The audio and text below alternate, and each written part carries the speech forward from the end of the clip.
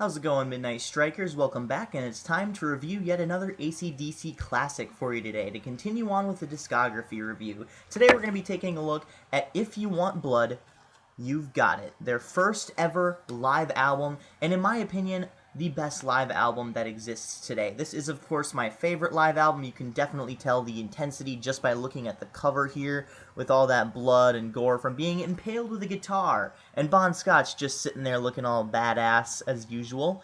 So, this is the only live album with Bon Scott on vocals, or at least the only official live album, excluding maybe the stuff included in Bonfire, as those were live in the studios and live in Paris. So, this is really the only album per se, so let's get into it. Basically, this is my favorite live album of all time. I love it.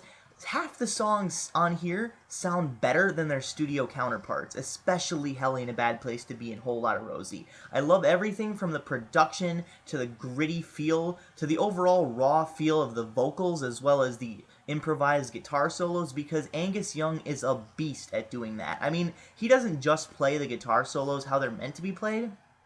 He plays them however the fuck he wants to play them.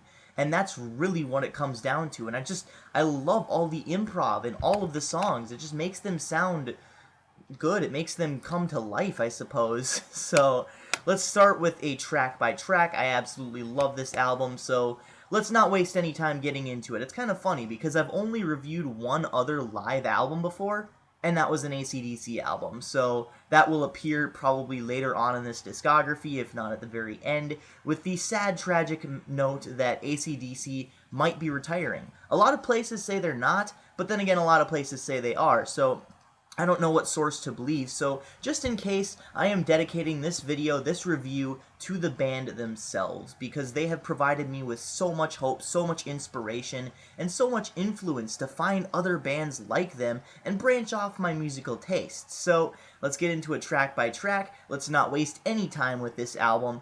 Riff Raff is the first song, and this is pretty much just like it is on Powerage, except for with an improv solo as well. There's not a lot of grit in the vocals, like, say, on Let There Be Rock, High Voltage, or maybe even Rocker. Those are the songs that probably have the most grit in the vocals by Bon Scott, but this one, Riff Raff, he kind of plays it safe and tries to sing it like he does on the album. Whereas that's not exactly a bad thing. It still sounds different, it still pops out, but it does sound a little bit better on the album. I do like this version, though. It's If You Want Blood, You've Got It. It's a live album. It's going to be a little bit improv. It's going to be a little different, so I really do like the kind of the twist that they put on it. The next one, Hell Ain't a Bad Place to Be, sounds really awesome. It sounds better than the studio counterpart. Like I said with Let There Be Rock, the 2 albums ago that I reviewed now, the production on Let There Be Rock was kind of lacking. It sounded like they blew out an amp and just kept playing with it, and that was especially prevalent on the intro to Hell Ain't a Bad Place to Be. Especially here, though, it sounds even better. It pops out a lot more, and it just has a more atmospheric production value to it. It sounds more grand scale and more hard rock. It's heavier too, and I really like it. It's a little bit faster as well. So they don't really play it up to speed. They play it a little bit faster, and I do love this version a lot better than the studio version. The next one, Bad Boy Boogie. This one I'm kind of mixed about. I mean, I really like it. I like it a lot better than, some other live versions, like by Brian Johnson or anything like that, but it doesn't come anywhere near the studio version for me. I really like it, though. It's not bad. It's not a bad thing. It's a lot longer than the studio version, as they add in a lot more solos to it. But there's a lot of downtime in the beginning, or in the, 3/4 mark. Well, in the beginning, too, a little bit, but not too much at all. But along the 3/4 mark, it just seems like Angus is looking or trying to think, what should I play? What kind of guitar solo should I just, shred out?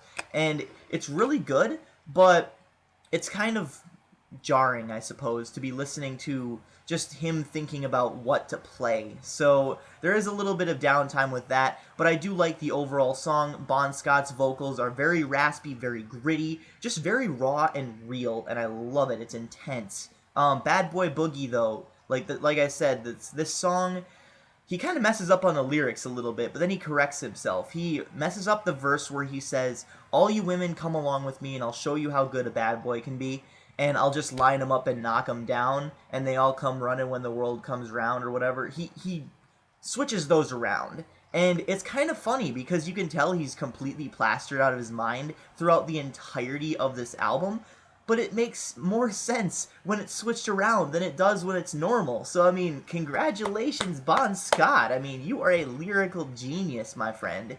So, the next one is The Jack, and this is the first time we actually get to hear the real lyrics, the original lyrics, the way it was meant to be heard from High Voltage. Because on High Voltage, AC/DC had to rewrite the lyrics to revolve around a poker game because the record company would not allow them to put that on an album, which doesn't make any sense because they've got songs a lot worse than The Jack. I mean, like, listen to Let Me Put My Love Into You. I mean, yeah, it's a lot worse than that. But Let Me Put My Love Into You, maybe it was released at a different time, 4 years later, mind you, but a different time, so maybe they were a little bit more accepting now that AC/DC had kind of a reputation with Highway to Hell. But that is beside the point. I am getting off tangent. Problem Child, the next one. This one is a lot faster than its studio counterpart, or studio counterparts, I should say, as it is on 2 albums. The real version of Dirty Deeds Done Dirt Cheap, and the international/American version of Let There Be Rock, which I kind of don't get why they did that. But then again, I digress. This is a very amazing interpretation of it. The vocals are very gritty. I really like the improv solos, like I said, with Angus Young and everything, and they don't elongate the end as much as they do in the studio version. So I'm kind of torn between this one and the studio version. Both of them are amazing. This one gets a little bit more to the point, so I'm kind of, leaning towards the live version a little bit, but then again, I do like all versions of Problem Child. It's one of my favorite AC/DC songs, and it's just a really great listen overall. The next one, Whole Lotta Rosie. This one I cannot get enough of. I mean, if they were going to do dubs, I have no idea if they did dubs on this album at all, but if they did, I would actually suspect that they dubbed Whole Lotta Rosie because it just sounds too perfect to be true. I mean, if this is actually Bon Scott on vocals during the Apollo Theater, Glasgow, 1978, where this record was recorded, he is amazing. This sounds exactly like it was recorded in a studio. I mean, he takes all the grit, shoves it aside, and says, I'm going to sing it in a bluesy tone, and it's very, very good. I love the Angus chanting in the beginning. That's where they got it from, because in all future albums, they would chant Angus before the song actually began, so you knew it was going to be Whole Lotta Rosie. You knew it was going to be intense. I love this version. I can't get enough of it, and I like it a lot better than the studio version, just because of the production, because of the way Bon Scott sings, because of the solos even. I love the guitar solos in this, because they're not the same as in the version on Let There Be Rock. It's not the same as all the other ones that they do live. This one is a lot more just off the collar, Angus just having fun, and I love it. It sounds really good, really awesome, and probably the best song on this album in its entirety. But then we get to Rock and Roll Damnation. I actually like the studio version a little bit better than this one, but I love the chorus on If You Want Blood, You Got It version, which I'm talking about now. It sounds a lot more atmospheric and raw, and just kind of in the moment. So, aside from that, I like the studio version better, but the chorus is better on this version in particular. Bon Scott's vocals are very raspy, very gritty, and it just has an overall raw feel, just like everything else on this album. High Voltage, this one sounds nothing like it does on its actual album. The actual album version sounded more hard rock, and this one just sounds like very, very, very heavy rock. So it's a lot heavier, a lot faster, and just a lot more raw, I suppose, because this is one of the more gritty songs from Bon Scott. Let There Be Rock is a very, very long song. I'll just put it like that. It is a very long song at 8 minutes and 33 seconds, because Angus Young goes crazy with the shredding in the end. There's a whole midsection, much like in Bad Boy Boogie, actually pretty much exactly like in Bad Boy Boogie, where all he does is shred, and it sounds great. It sounds better than it did in Bad Boy Boogie. I love it.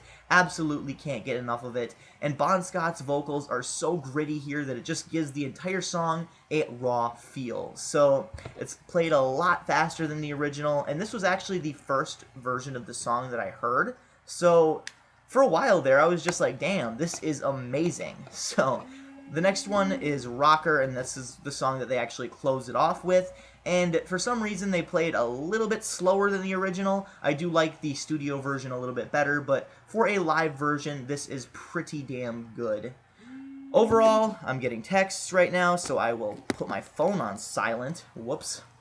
And take a swig out of my amazing coffee right here. Overall, I love this album. It's my favorite live album of all time, next to Live Shit, Binge and Purge, Seattle '89, but that can't really be classified as an album since it's just concert footage. So I have the album downloaded, I suppose, but that could count.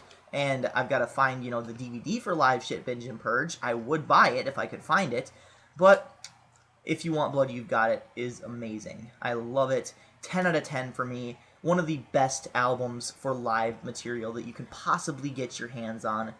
So, with that, I hope you enjoyed this review. This review is dedicated to the memory of ACDC if they do choose to retire. I hope Malcolm Young gets better if you've seen my last video. And keep calm and rock on.